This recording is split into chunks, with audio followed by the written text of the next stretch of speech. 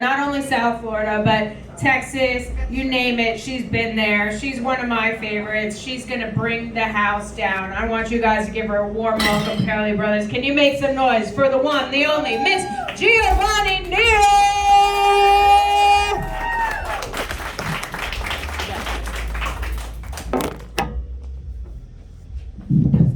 I'm also a blamey.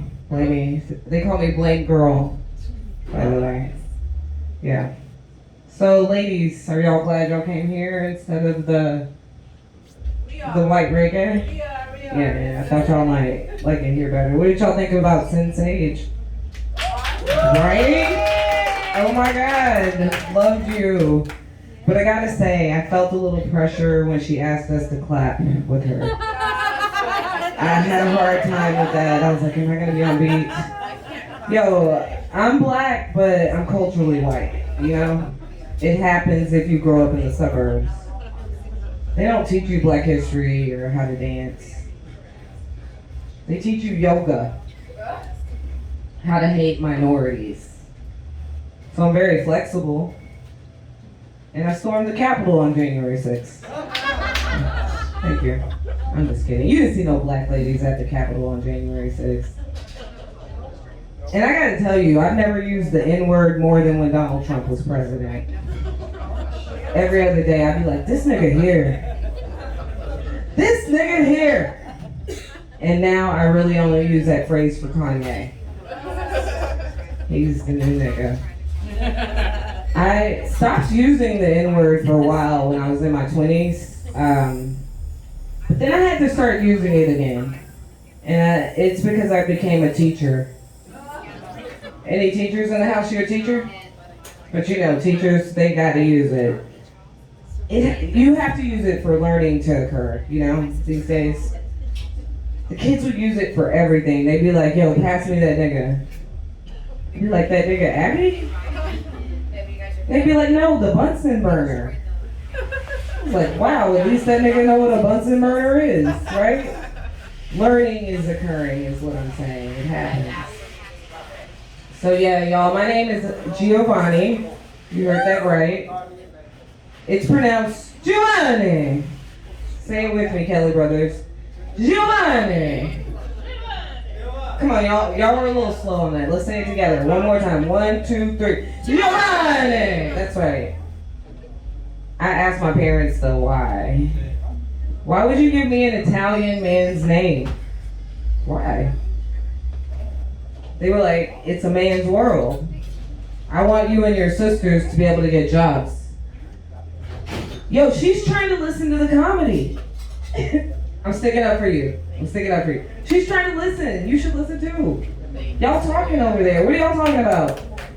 It's distracting, I gotta say, but it's fine. I'm gonna act like I'm a musician and I can just, because you did it right through everybody talking. So what was I saying? Yes, Giovanni. That's right. I asked my parents why. Why would you give me an Italian man's name? Like I said, it's a man's world. They want me and my sisters to be able to get jobs. But you know what? I was like, did you think we wanted to work at a pizzeria? Me and my sisters, Mario and Luigi, we can't even cook spaghetti. Like, I don't deserve this name.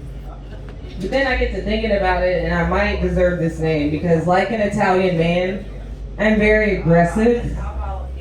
I like meatballs with a little ricotta, and I can grow a beard. I'm very hairy, is what I'm saying. Italian men are too. So, yeah. Any cat people in the house tonight? No? Yeah, well, I heard a woo. Right? Cat Abby? I got a cat. They are great. If you got non-boy cats, because let me tell you, I got a boy cat and he is toxic, okay? He's like Pepe Le Pew reincarnated. I'm serious, he forces me to give him affection.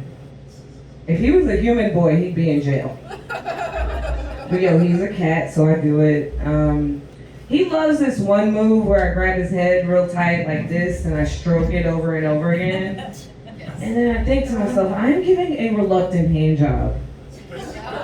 But to my cat.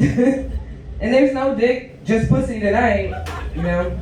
But I'll keep doing it, I'll go, keep stroking, and then he bites me. So I slap him, and he licks me until I fall asleep. I'm like, this is my boyfriend. That's how a relationship works. That's how a relationship works. Have y'all ever been to the nude beach? Yes. Yeah? Are y'all are in from out of town. Where are y'all staying? But here or? Okay. Yo, I'm gonna just say this. Haul over, go there. Y'all wanna hear about my first time to haul over? Crazy. It's like, I got back from Texas. My friends, they wanted to give me a birthday present. So they dressed me up like a reindeer. And then they blindfolded me. And drove me for 45 minutes. And when they took the blindfold off, I was on a nude beach. But why did y'all dress me up like a reindeer? Is this a furry situation? I'm not into that. But it's okay. So I was like, this is your first time on the nude beach. Gio, be professional. Don't look at dicks. It's rude, you know? So we go up, we start talking to these guys, and I'm taking my clothes off, making hard eye contact, trying not to look down. And I didn't realize that I was working so hard not to look at these dicks. They were looking at me the whole time, if you know what I mean. Yeah, they had hard-ons. So, the second time, I went back. The second time I went to a nude beach, there was a man giving out soul massages. And I don't know if you know this, but your soul, it's in your vagina. So I got one. I want to let my soul go. Don't judge me. Do not judge me. Alright, I'll take a couple of polls. Tell me, do you prefer tight balls or saggy balls? Ooh, tight. I heard a saggy over here. I'm team saggy. Okay. Either. Just balls or sometimes I'm like, yeah, I'm lucky to be getting some balls. Yo, I prefer saggy balls though. That's my preference. And I think it's because, you know, tight balls to me, they represent inexperience. Yeah, they're on young men. Fertility. And I just don't need that negative energy in my life. So I go with the saggy ball crowd.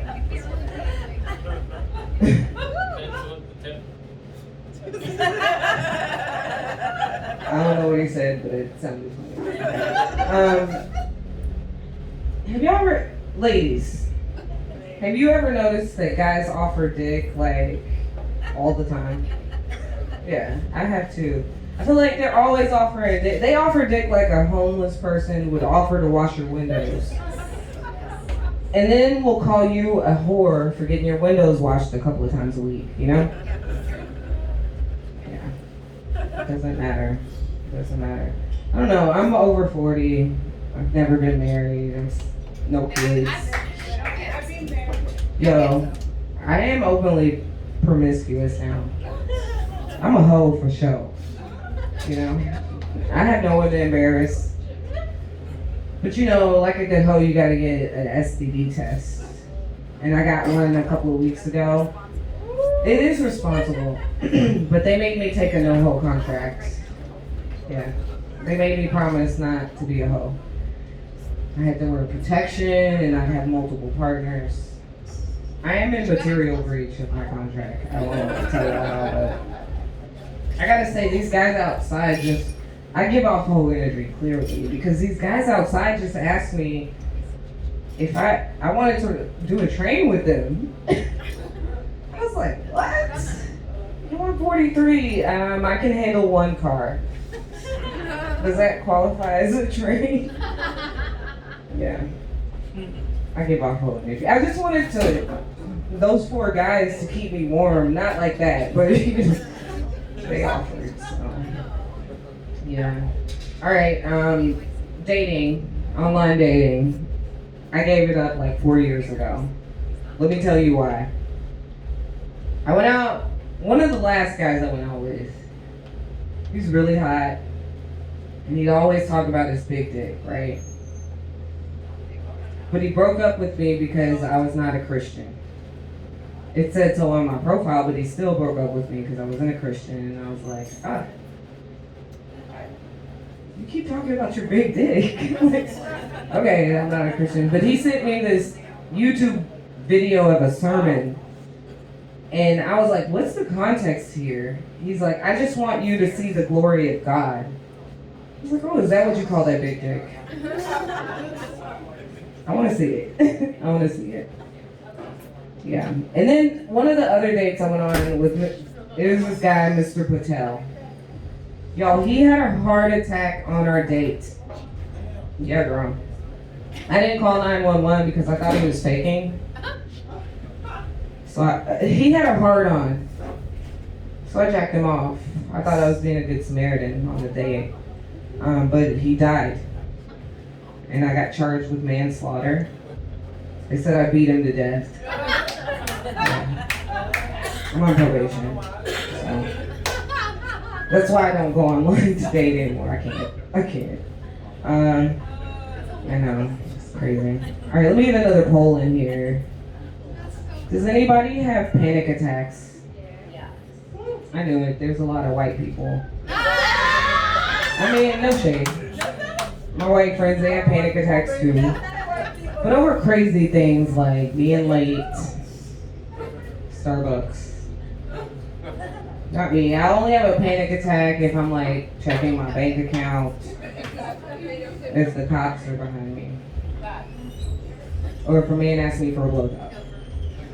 Y'all, if he says deep throat, I will break out into hives. But I think I'm allergic, though. It's because whenever I get one, my eyes get all watery, and my nose will stop up, and I just start coughing. So I tell guys I don't do this, I have a nut allergy. A blowjob will kill me. I can't do it. I cannot do it. Oh, I wanted to do another one, I can't remember what it was. Oh yeah, I wanted to make fun of white people a little bit more tonight. Have y'all ever been to an event that's so black that, okay, no, I mean, have y'all ever been to an event that was so black? Okay. I went to one the other week, and I was like, I wouldn't invite my white friends to this. But the ironic thing is my white friend Mindy invited me to go trap and paint. Yeah. Mindy's invited me to some of the whitest things I've ever been to, like Dave Matthews concert. Yeah. Silent disco. Oh my gosh. It's too white for me, girl. It's when you put on the headphones and you all dance. And I was like, leave it to white folks to find a disco where everybody's gonna be offbeat. You know? Yeah. Everybody's gonna. That's why I didn't clap back there tonight. Alright, y'all have been so fun. Let me see how much time I've done. Okay. I'll do a couple more and I'll get out of here. So, has anybody ever used a bidet? You like them? I used my first bidet a couple of weeks ago, right? At my friend's house. And I asked her before I used it, do you have any instructions? No, it's self-explanatory is what she told me. You laughing because you know that's wrong. She sent me in there. And I go in there and I use the bathroom. I pressed the first button that I saw. And I had anal sex for the first time that night. I gotta be honest, it never dawned on me that it cleans your butt too. But it's fine. So then I pressed the second button that I saw. He hit my girl. Press it over and over and over again. Now I have a bidet. I have my own. So I just like to spread knowledge when I go out. Ladies and gentlemen, are you fingering your man's butt? Don't look at me like, it's 2023. You should be. That's where his G-spot is. Yeah. But you know what? Look, I have a hard and fast rule. I will only finger my man's butt if he can find my G-spot. So I haven't done it yet. But I will. Until then, I just tell him to go use the bidet, you know? It knows where the G-spot is. All right, give it up for your awesome host, Abby Ballin.